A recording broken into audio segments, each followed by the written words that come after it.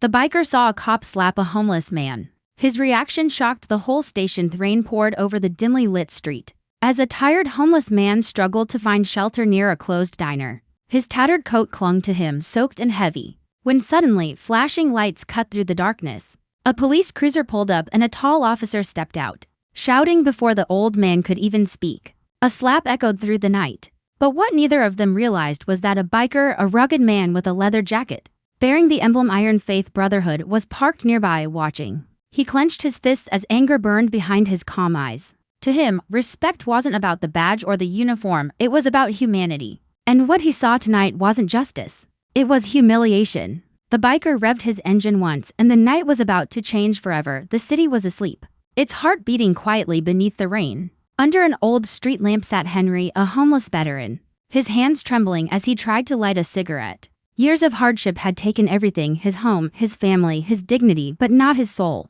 He still greeted people who passed by, hoping someone might see more than just the dirt on his face. That night, his luck turned worse. Officer Doyle, a new cop with more arrogance than compassion, spotted Henry and decided to teach him a lesson. "Didn't I tell you not to sit here, old man?"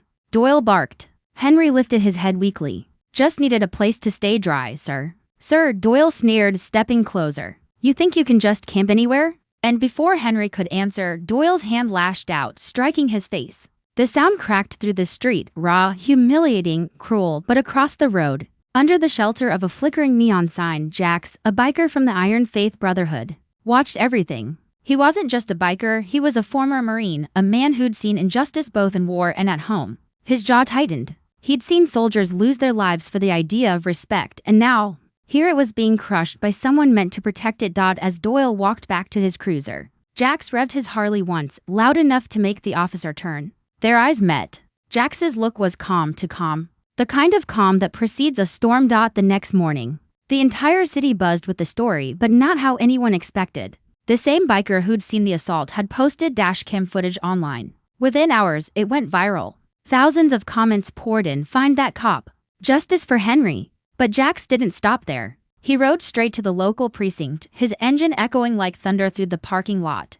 The officers turned their heads as he entered, leather jacket dripping with rain, helmet tucked under his arm. He wasn't there to fight, he was there to speak. At the front desk, he demanded to see the chief. "You've got a man in uniform who forgot what that uniform stands for," he said firmly. "I saw what he did to Henry, and I've got proof." The chief, Captain Morales, known for his honesty, reviewed the footage in silence. The slap, the fear in Henry's eyes, the cold arrogance on Doyle's face, it said everything.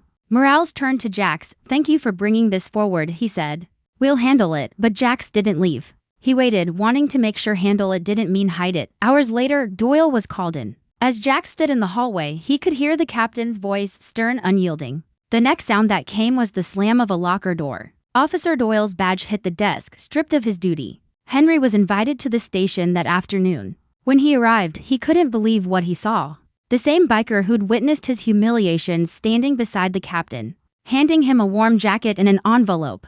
Inside was a card that read, "For the man who deserves his dignity back." Days turned into weeks, and something unexpected began. The Iron Faith Brotherhood, once seen as just a group of rough bikers, started a citywide campaign, Respect the Forgotten. They partnered with shelters, raised funds, and offered security patrols for homeless areas to ensure safety. Henry, with the help of the group, found a small apartment. He began volunteering at a veterans center, helping others like him find hope again. Every Sunday, the roar of motorcycles filled the streets as the Brotherhood visited those in need, bringing food, blankets, and sometimes just a little company. But the most powerful moment came when Captain Morales joined one of their rides. "Justice doesn't wear a uniform," Jax said as they stopped at a park. "It rides with whoever stands for what's right." Henry smiled, watching the sunlight glint off the chrome bikes. "You gave me my life back," he said softly. Jax chuckled. "No, brother. You just needed someone to remind you what it's worth." The video that once exposed cruelty now ended with a message of unity and change.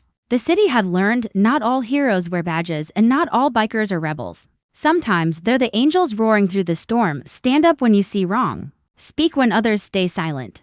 Kindness and courage can turn a single act into a movement. If this story moved you, share it, because someone out there needs to be reminded that humanity still rides strong.